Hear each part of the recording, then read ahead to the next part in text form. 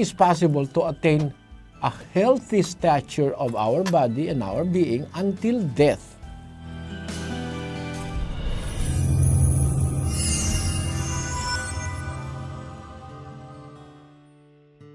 Our Bible lesson for today is how to be healthy and about eating the right food and staying healthy. The Bible is a book of wisdom, and no wonder that being healthy is a part of wisdom. Let us read in the book of 3 John, chapter 1, verse 2. Let us read.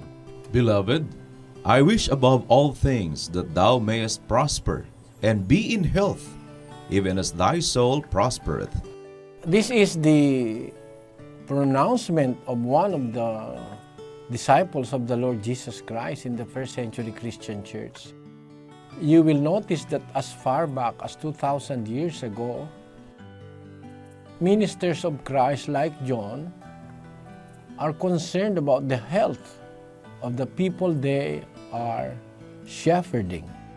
He said, Beloved, I wish above all things that thou mayest prosper and be in health. It is above all things, above wealth, above prestige, above all things, that the servants of the Lord Jesus Christ, they pray to be in health, even as thy soul prospereth. Meaning, above all, the prosperity of the soul. Secondly, the prosperity of the being.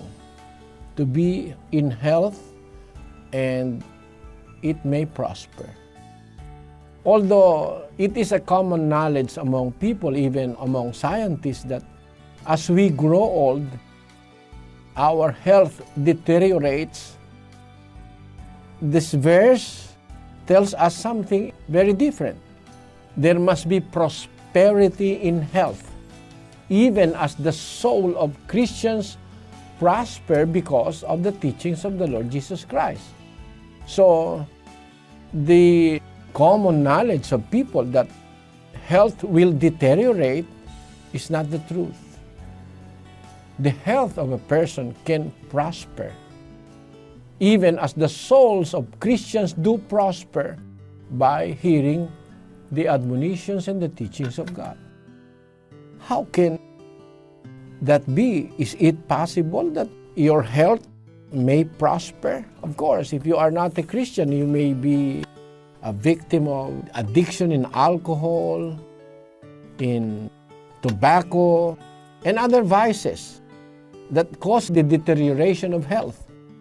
But accepting the teachings of the Lord Jesus Christ will stop totally all those vices that affect the health. And then on, you may prosper in health. Now, is it possible to stay healthy until death? Let us read in the book of Deuteronomy on chapter 34. It reads, And Moses was 120 years old when he died. His eye was not dim, nor his natural force abated. If you are going to consider this verse, Moses died of an old age. Most of us will not reach that age now in this generation. But it was very much possible in the generations of Moses. He reached 120 years old before he died. And until his death, his eye was not dim. So his eye was so healthy that it was not affected by cataract or other eye diseases, nor his natural force abated, meaning he was healthy until death. In fact, Moses did not die a natural death. Many of you may not know that Moses did not die a natural death, but he died because the Lord commanded him to die. Let us read.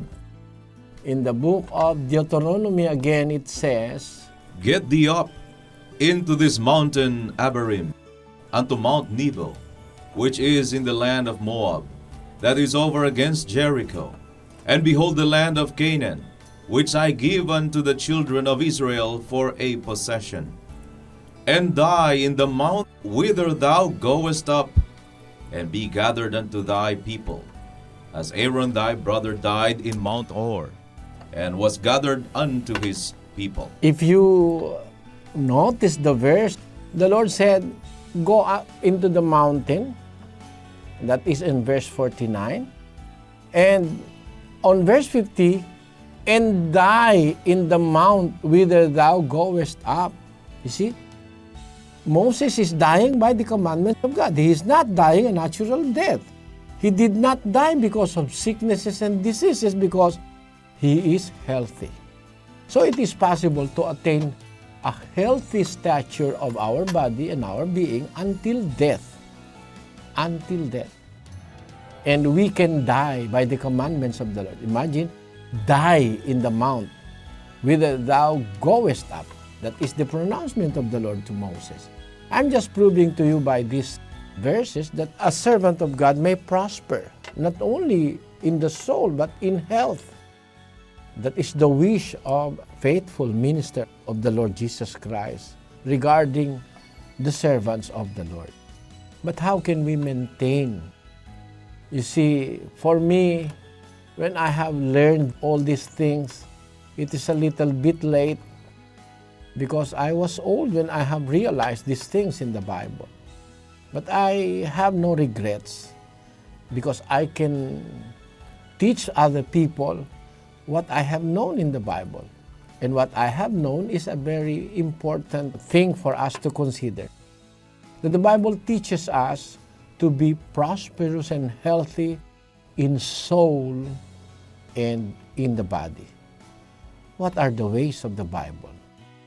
Let us not forget that it is God that teaches us the way to live. And the way that we should live is the healthy way, because it is God's way.